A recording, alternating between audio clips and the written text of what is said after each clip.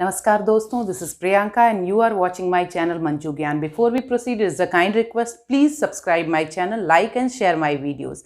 तो दोस्तों, आपकी एक डिमांड आई थी कि मैं आपको एक वीडियो बनाऊं जिससे आपकी मात्राओं की गलती की कमी जो है, जो गलतियां हो रही है आपसे मात्राओं को प्रयोग करने में, वो दूर हो सके। तो इस वीडियो में मेरा ये प्रयास रहेगा कि मैं आपको इस तरीके से बता सकूं कि आपसे मात्राओं में गलतियां ना हो सके।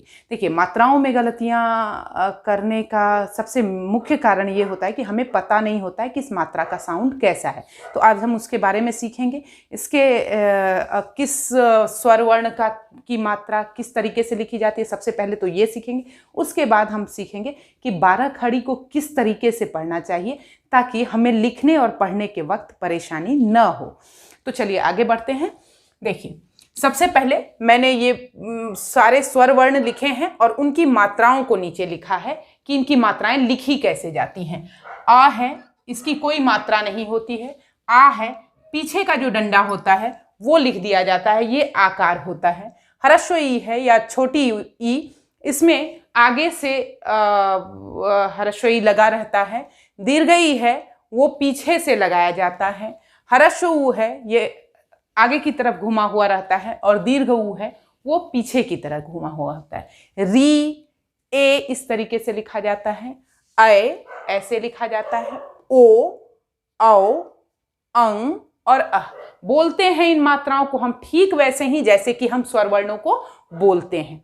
अब इसका प्रयोग कैसे किया जाए बाकी व्यंजनों के साथ, और हमें लिखने और पढ़ने में गलतियां कैसे ना हो, इसके बारे में हम आगे सीखते हैं। सबसे पहले हमने वर्णों को, स्वर वर्णों को कैसे, इनकी मात्राओं को कैसे अलग किया जाता है, इसके बारे में जान लिया।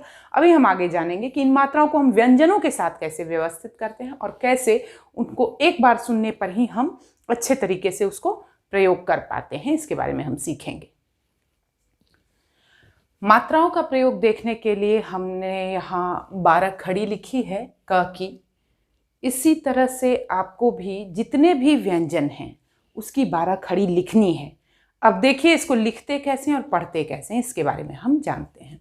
देखिए, क, अ की कोई मात्रा नहीं होती है तो उसमें हम मात्रा नहीं लगाएंगे, उसे क ही पढ़ा जाएगा।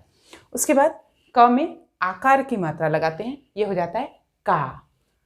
क में ह्रस्व ईकार मतलब छोटी ई की मात्रा लगाते हैं, ये हो जाता है की। और क में दीर्घ ई की मात्रा यानी बड़ी ई की मात्रा लगाते हैं तो ये हो गया की।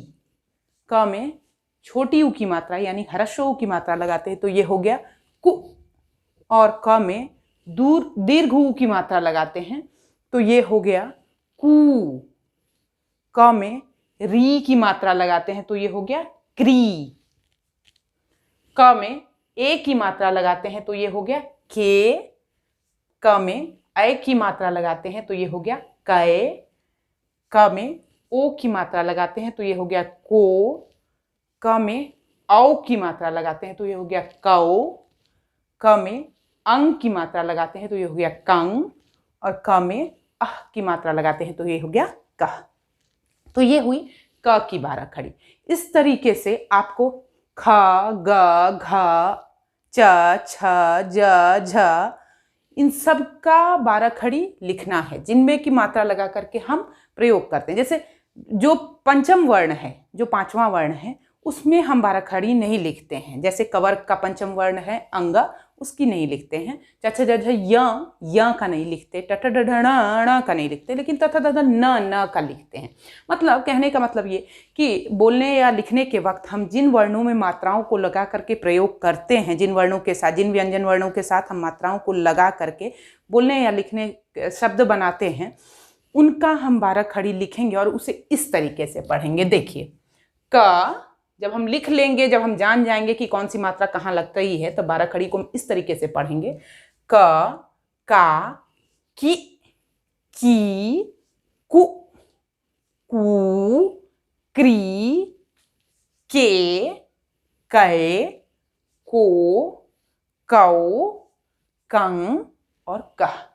अगर आप इस तरीके से बार बार लिखेंगे और पढ़ेंगे, और जब आप शब्दों को भी पढ़ते हैं तो आप इसी तरह से पढ़िए। जैसे मान लीजिए आपके पास कोई शब्द आता है, लिखा हुआ है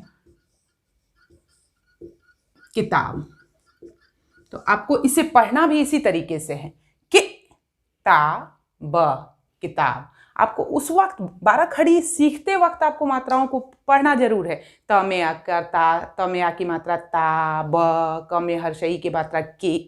लेकिन जब आप बुक से वर्ड्स पढ़ने लगे तो आप बिल्कुल इस तरीके से पढ़िए, के ता ब। इससे आपके दिमाग में एक क्लियर विजन रहेगा कि मतलब आगे से मात्रा लगा देना है, आप कंफ्यूज नहीं होंगे। तो आप अगर इस तरीके से पढ़ेंगे तो आपको मात्राओं को लिखने में किसी तरह की दिक्कत नहीं होगी। आप ज़्यादा से ज़्यादा बोलिए, शुद्ध बोलिए और शुद्ध लिखिए, आपको कोई दिक्कत नहीं होगी। फिर भी अगर आपको कोई दिक्कत होती है तो प्लीज़ आप मुझे कमेंट करके बताएं। मैं कोशिश करूंगी कि अब और भी इंफॉर्मेटिव वीडियोस इस विषय पे बना सकूं। आई होप कि आपको मेरा वीडियो पसंद आया होगा। अगर आपको मेरा वीडियो पसंद आया हो तो प्लीज़ मेरे चैनल को सब्सक्राइब कीजिए और मेरे वीडियो को लाइक और शेयर कीजिए। धन्यवाद।